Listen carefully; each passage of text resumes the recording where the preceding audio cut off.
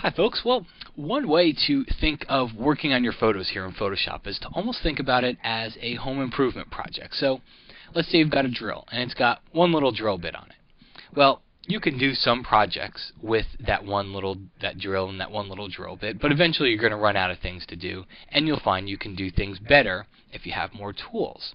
Well, let's say you've got one of those monster drills that does everything from sawing to sanding to cutting to drilling, you name it, it does it. Well, then you can do more things to your home improvement projects. Same thing goes true with your photos. There are tools that do certain things here in Photoshop, but Curves is one of those tools that does a lot of things, and we get a lot more control over what we do. So let's take a look here. I've got just a very simple gradient image here, and we're going to take a look at a photo in a moment. But what I want to do, let's go to my color sampler tool.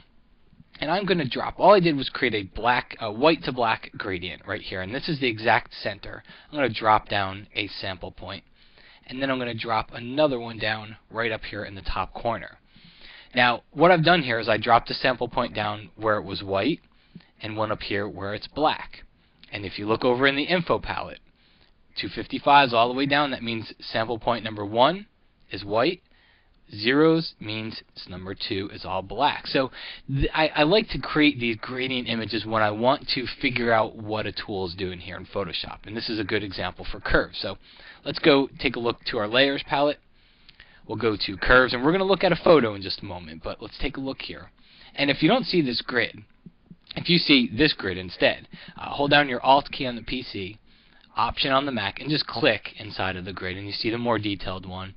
It doesn't change the way Curves works. I kind of like it better this way. Now, what we're going to do here is let's take, and I'm going to, you know what, I want to see my info palette, so I'm going to drag this guy over here.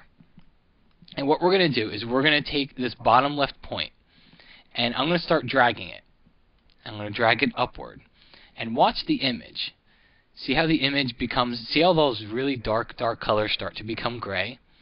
Well, this point of the curve, this point of the line, everything that's down in this corner is going to be your shadow areas. Everything that's up in this corner is going to be your highlight area. So what we're doing here is we're telling Photoshop, see that gradient that follows our curve along here? Right now it's all black, and I'm telling Photoshop, take everything that's all black and everything in between and make them all this medium gray color. And if I were to drag this all the way up to the top, I'm telling Photoshop, now make everything white. So you can see what's happening here. But here's one thing to keep an eye on. Let's look at what we're affecting here. Look at the number 1 color dropper here.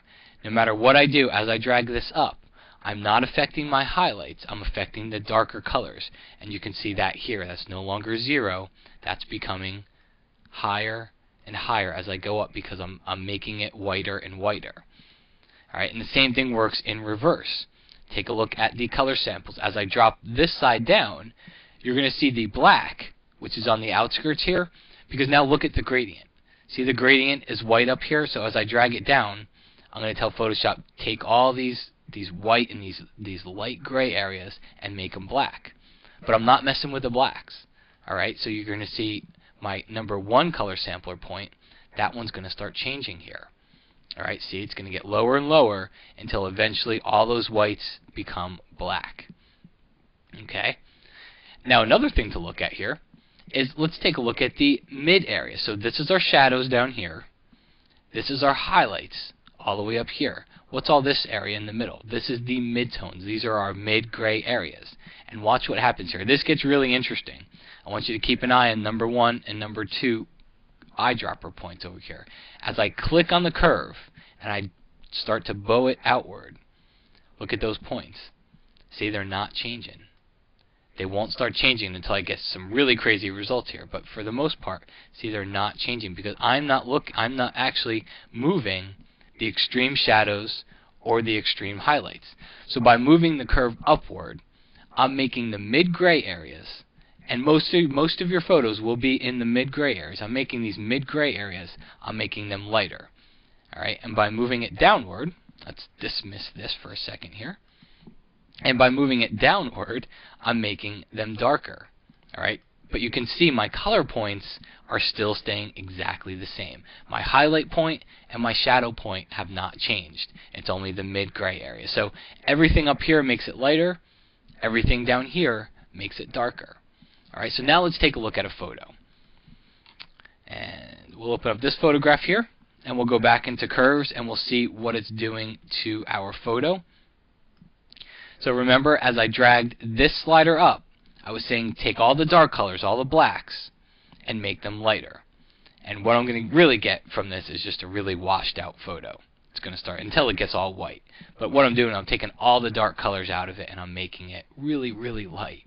And then when I move this one down, I'm taking all the white out of it, and I'm making all those light gray colors, everything between here.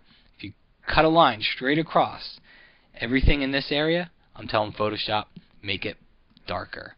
Make it whatever it corresponds to straight across from this point. So it gets darker and darker till it gets black. Now the same thing, remember when we started to move, that was our shadows down here, our highlights up here, and now when we move the mid areas, notice we're starting to lighten the entire photo. And when we move this downward, we'll start to darken the entire photo. So one of the ways that we can use this to fix our photos, use our knowledge here, is contrast. One of the things that we really like to do with Curves is to be able to add contrast to the photos. Contrast, by definition, is the difference between the really dark parts of the photo and the really light parts of the photo. So if we can make our darks darker and our lights lighter, then we should have a better contrasted photo. So what do I want to do? Well, remember down here is our shadow area, so I'm going to click on the curve and add a point and drag it down. This is our shadows. If I move it downward, I make everything darker. So I'm bowing the curve downward, and I'm saying make everything darker. Now, to offset that, because in doing so, I even made, see how the curve starts to dip below? Imagine the straight line here. That straight line's gone, and it's starting to dip below that straight line, even up here in the highlights. So I made my highlights darker. I don't want to do that, so I click on the curve, and I start to move it upward. Alright, now let's look at our preview.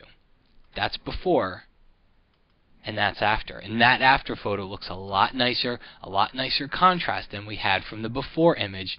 And so what we're able to do here with Curves, why we get more flexibility, is because I'm able to focus on the shadows down here in this part of the curve, and I'm able to focus on the highlights up here in this part of the curve. So now I'm able to tell Photoshop I want to do two different things with two different areas inside my photo.